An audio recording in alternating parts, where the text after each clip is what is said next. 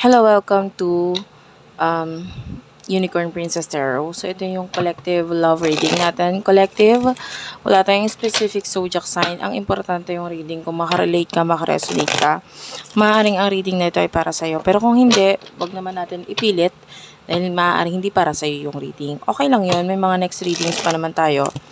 If you want, pwede kang magpa-personal reading, Jing Tarot Reader. I-search mo siya sa Facebook. Siya yung pwedeng magbigay ng personal rating sa'yo. Okay? So, again, this is for collectives.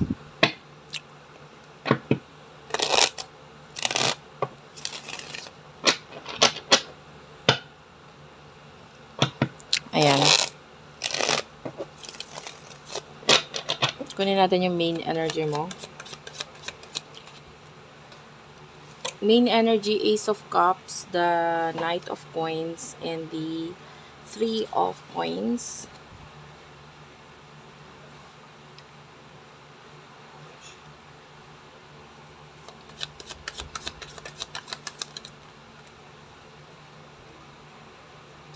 King of Swords, the Four of Swords, and the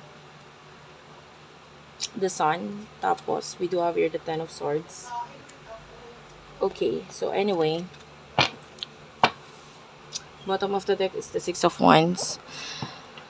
I feel like you really do love this person. Mahal mo tong taong to eh. Gusto mong magkaroon ng something sa inyo na person to, like maybe growth, maybe a new beginning. Itong person na to, sa ngayon, nagkakaroon ng ending sa inyong dalawa, and that maybe wala siyang ginagawang actions regarding doon. Sa totoo lang, okay naman kasi siya, happy siya. Okay, kung nagkakaroon ng ending sa inyong dalawa, tas wala siyang ginagawa, yun ay dahil sa kasalukuyan, masaya naman tong person na ito.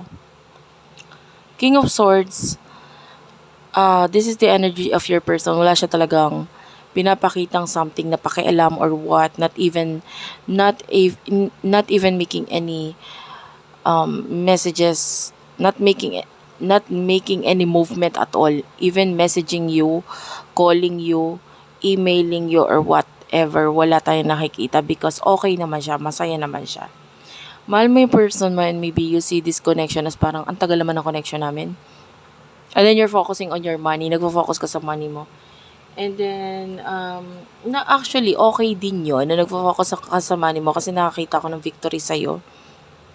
And the problem lang dito is maybe hindi ka maka-move on and you still want to take risk sa person or sa connection na ito.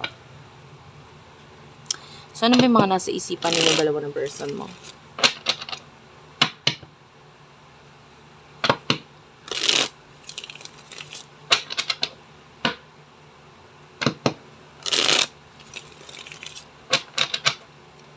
Nasa isipan ninyo dalawa ng person mo. Okay, nasa isipan ninyo, you do have here the Moon, the Lovers, the Page of Wands, the Nine of Wands, and the Two of Coins.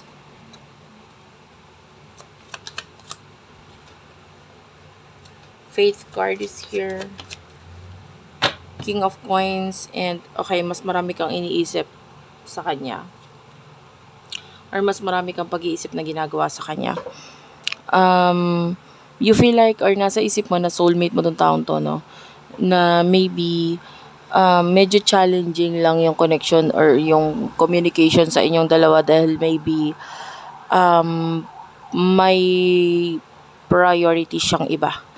I feel like if there's another relationship na involved sa connection na ito, even marriage, na yung iba may marriage na involved, feeling mo yun lang yung problema. Okay?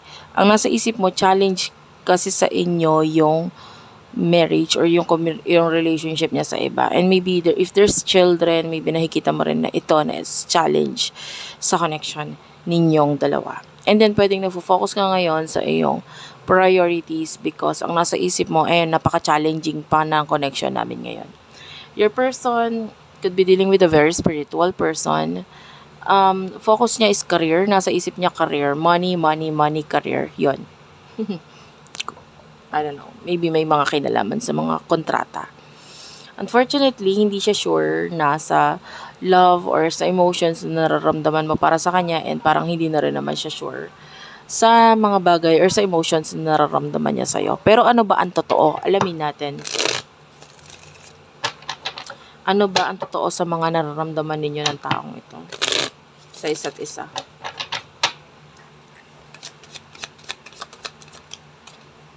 You do have here the Palace of Cups, the Five of Swords, and the Eight of Swords. The Six of Cups, and the Three of Cups is at the bottom of the deck. The Three of Life, the Queen of Swords.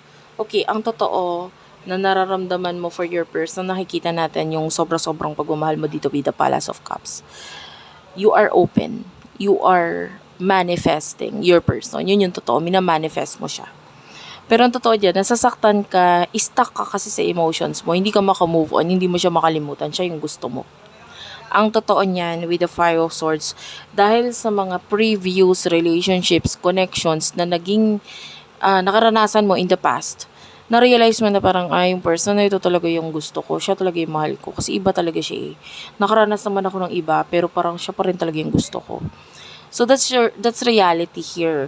Bulag ka sa katotohanan na, bulag ka sa ngayon, at ang nararamdaman mo is yung emotions mo, yung pagmamahal mo sa person na ito, dahil stuck ka na hindi ka makamove on. Yun yung totoo, hindi ka makamove on, hindi mo siya makalimutan, hindi ka makakita ng iba na magmamatch sa kanya. This could be an ex, this is a past person with the Six of Cups.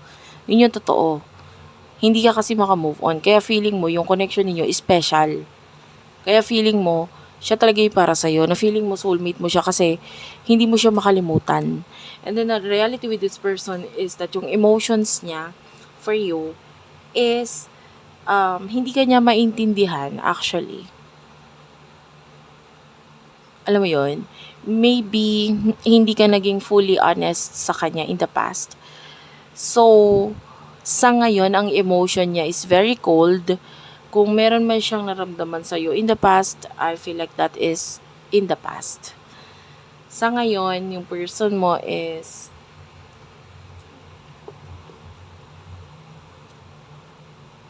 nakamove on na siya eh. Alam mo yun? Minahal ka niya, oo. Pero masaya na siya. Kung may another relationship na involved sa inyong dalawa, yung mata niya or yung paningin niya, yung focus niya is nandun na sa person, nakakonect niya. Lalo na kung may marriage. Or, tell me more. Yeah, the Nine of Coins. Lalo na kung both of them or maybe your person is nagiging successful ngayon sa buhay niya. Successful siya, masaya siya sa buhay niya, okay naman yung person niya, successful sila. So, ano pa hanapin niya, diba? Okay na siya. Lalo na ang focus naman talaga niya is pera.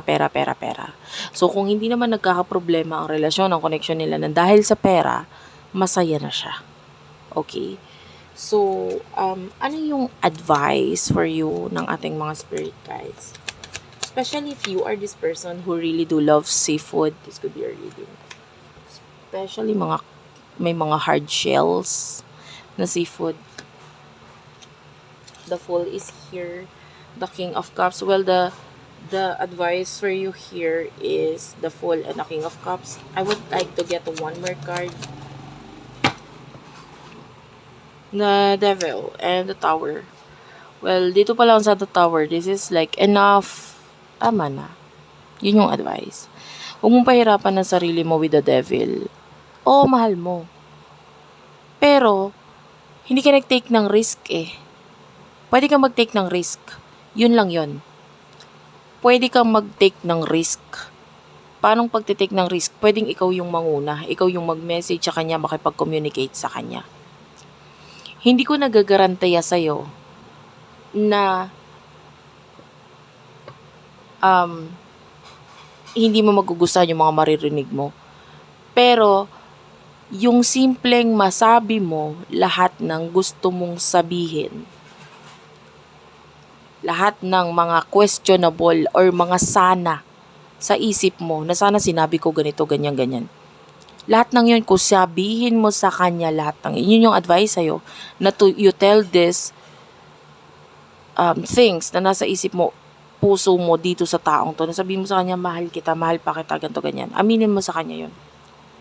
Be honest sa person na ito. Hindi ko sinasabi na para makuha mo siya or what. Pero maaring para makuha mo yung katahimikan sa sarili mo. Na matutulog ka, lagi mong ang iniisip mo, sana pala sinabi ko ganito, ganyan. Hindi pa naman hulihan lahat. Buhay pa naman yung taong to.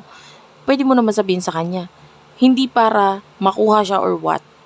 Pero para matahimik ka na at least nasabi ko. At least hindi ako nagkulang. At least yung mga nasa isip ko, gumugulo sa isip ko, nasabi ko sa kanya.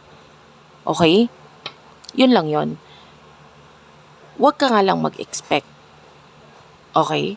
Yung iba kasi, nag-hold on, hindi sinasabi, and then, naghihintay, maybe gano'n. Kasi, hindi nagkaroon ng chance na mailabas mo lahat ng mga gusto mong ilabas sa kanya. Okay? So, be honest lang. Para lang matahimik ka. Para sa isip mo, at least nasabi ko. Okay? Tanggihan man niya yung mga offers or mga sasabihin ko, at least nasabi ko. Yun lang yun. Kasi deserve mo yung katahimikan. Yung iba sabihin, hindi ko kaya sabihin, ganito, ganyan. Well, maiksi lang naman yung buhay, no?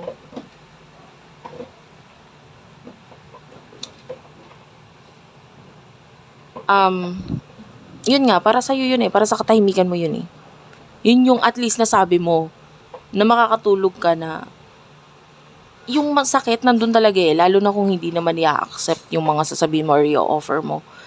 Masakit yun. Pero, mas madaling maka-move on doon kesa sa lagi kang may tanong sa sarili mo na hindi mo masagot-sagot kasi hindi mo naman ginawa yung mga dapat ginawa mo. Okay? And, yeah, anyway, let's move on and focus on your future. The Empress is here. The Nine of Cups is here. Well, ito ay para doon sa mga... You do have the Palace of Wands at the bottom of the deck. Five of Coins, Seven of Cups, the Queen of Cups, and Temperance. Para actually in the future, dalawa lang yung nakikita ko.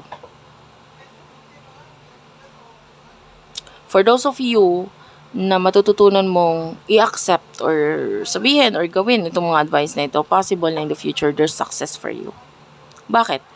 Kasi, once na ma-let go mo completely yung person na ito, and because sinabi mo yung mga dapat mong sabihin, nakalimutan mo na siya, and also at the same time, nakapag-focus ka na sa sarili mo, at wala ka na mga questions sa sarili mo, mas makakapag-focus ka na ngayon sa sarili mo. The love na nararamdaman mo for your person is mag-shift or mapapalitan siya ng pagmamahal sa sarili mo. So, on tendency, you will be successful. Money, financially. Oo, pang saglitan, magangailangan ka. Nakakakita rin naman tayo ng medyo tagilid pagdating sa pera. Pero after nun, may success na Saglit lang yung changes na parang pagkukulang or pangangailangan pagdating sa financial, yun ay